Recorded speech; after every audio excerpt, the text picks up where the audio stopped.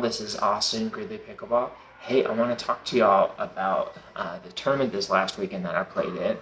So I don't know if y'all know this about me, but I have been a dropper.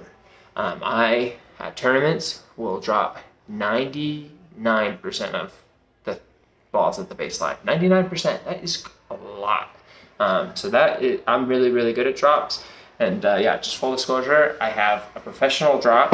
Like in the past, it was like a solid, reliable, worked just as good as anyone else's drop. And then I had maybe a 5-0 drive. And when you're hitting a 5-0 drive against professionals, you can get unlucky, and I mean, they're too good. That's not going to work. Recently, I've upgraded my drive, upgraded it. It's now reliable, and it's higher quality. That's a good combo. So it was ready for tournament play this weekend. First time, it took me 5.5 years, but it was finally ready. Woo!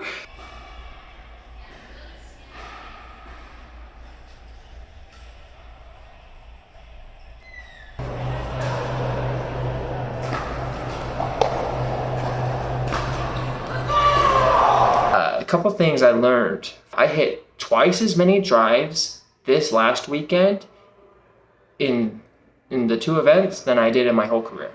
So I learned a fair bit about drives. So one is and I mean, I already knew this one, but most of the time you want to hit the drive to the player who's coming up to the net, or sometimes there will be a player who just outright does not handle drives very well. And you're going to drive to that player.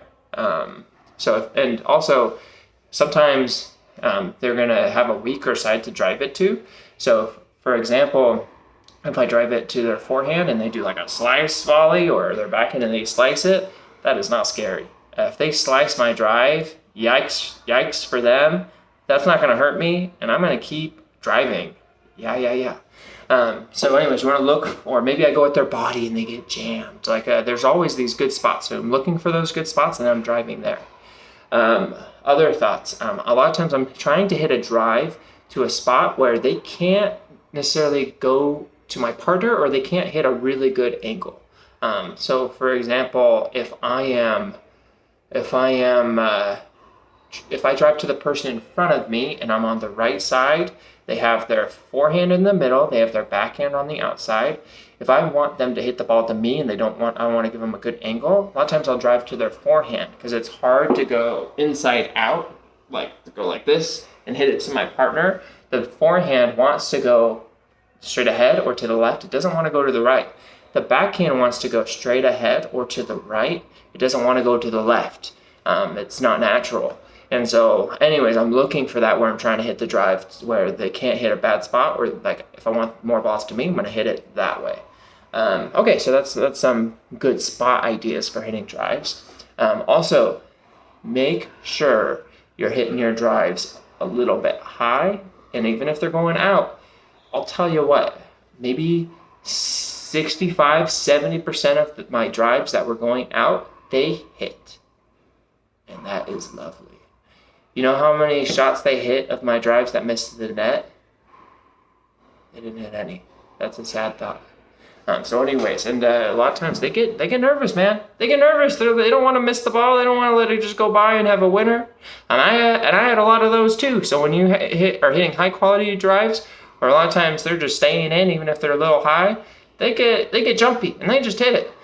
So I would recommend keep those drives and miss a little high rather than miss a little low, because you could get lucky. They may hit it. They could save you, and it's like, oop, thank you.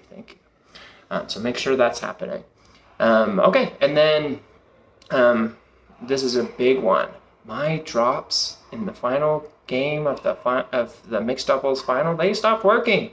And this happens to me sometimes. I've had it in the past one tournament where my favorite shot, the backhand, not necessarily my best shot, my backhand top spin at the net roll, it stopped working. And I couldn't fix it in time. Sometimes shots will fail you. They're not working. You got to find another option. And for our specific team, I don't think my partner handles taking advantage of good drives very well. So it's usually better for us to drop. But my drop stopped working, and it's a mental thing, but I couldn't just fix it. It's like it was just happening, and I'm like, okay, partner, I'm driving, and like we're sometimes just trying a different way rather than trying to fix it. It's like, I can't fix this right now. try again later. I'm going to drive. I started driving, and we came back from 9-2. We were down 2-9, and we came back and won. And I probably got at least 5 of those points were from just like driving and winning the point. So really, really nice. And so I think a decent strategy is you come out driving, you're testing them, you're testing yourself. Sometimes you'll drive better, sometimes you won't. And sometimes they're going to be blocking or volleying better. Sometimes they won't. If you're driving and you're getting in sticky situations that aren't working very well, you're going to chill. You're going to chill. You're going to start looking for aggressive drops, maybe some drops, just pure drops. But if you're like dominating, you're getting free points, we're going to keep going. Absolutely makes sense.